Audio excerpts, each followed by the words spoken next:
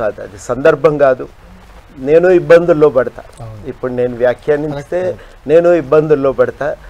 ఇందులో వాస్తవానికి నాది పాత్ర చాలా చిన్నది, నాది పాత్ర చిన్నది, నాది లేదు. దీంట్లో ప్రధానమైన పాత్రధారి ప్రభుత్వం.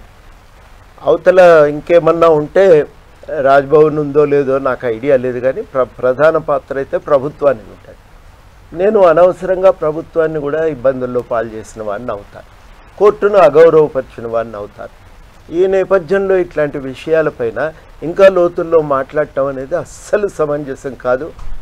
మీరు దీనిపైన ఈ చర్చ ఇంతకంటే ముందు ఎంత పోయినా మనం పోవటానికి లేదు. ఫైనల్గా ఒక క్వశ్చన్తో ఆపేస్తున్నా. కాంగ్రెస్ని అధికారంలోకి తేవడంలో కోదండరామ్ గారి పాత్ర చాలా కీలకం.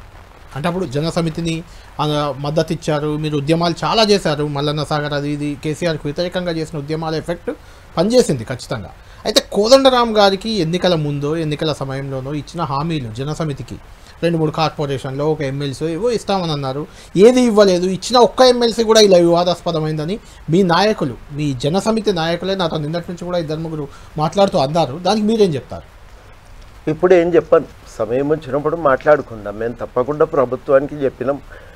మేము ఒకటేందంటే ప్రభుత్వంలో పూర్తి భాగస్వాములం కాదు. మేము ప్రభుత్వానికి కాంగ్రెస్ పార్టీకి మద్దతు ఇచ్చినాం.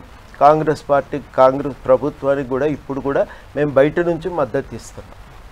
కాంగ్రెస్ పార్టీకి మేము మద్దతు ఇస్తున్నటువంటి నేపథ్యంలో భాగస్వామ్యాన్ని కోరుతూ అడిగేటువంటి అధికారం మాకు కూడా ఉంది. ఆ మేరకు మేము కాంగ్రెస్ పార్టీ నాయకులకు అందరికి కూడా మేము కలిసి మా భాగస్వామ్యానికి సంబంధించిన విషయంపై వినతిపత్రాలు ఇచ్చినాం. వాళ్ళందరూ కూడా అన్నది ఏంటంటే ఖచ్చితంగా ఈ విషయంపై మీకు ఇచ్చిన హామీని పరిపూర్తి చేస్తాము, దాన్ని ఆచరణలో తీసుకొచ్చే ప్రయత్నం చేస్తామనే హామీ ఇచ్చారు కాబట్టి కొంత ఎదురు చూస్తున్నాం మేము కూడా ఒక సమాధానం కోసం. ఇప్పుడు అంతకుమించి ఒక ఆశ ఉంది, వాళ్ళు తప్పకుండా ఇవన్నీ నెరవేరుస్తారని. ఆ సందర్భంలో ఇక అంతకంటే మించి ఏం మాట్లాడటానికి కూడా ఇది వీలు లేనటువంటి అంశం.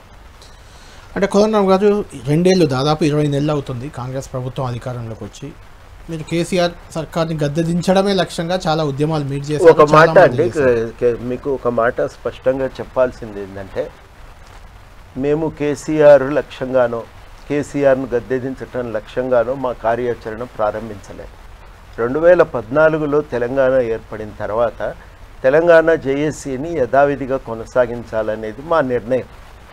ఈ నిర్ణయానికి కొందరు సమ్మతి తెలిపినారు, కొందరు ఏమన్నారంటే మేము ప్రత్యక్ష రాజకీయాల్లో ఉంటాము, ఈ ప్రత్యక్ష రాజకీయాల్లో మేము భాగస్వామ్యం తీసుకుంటామని కొందరు వెళ్ళిపోయారు.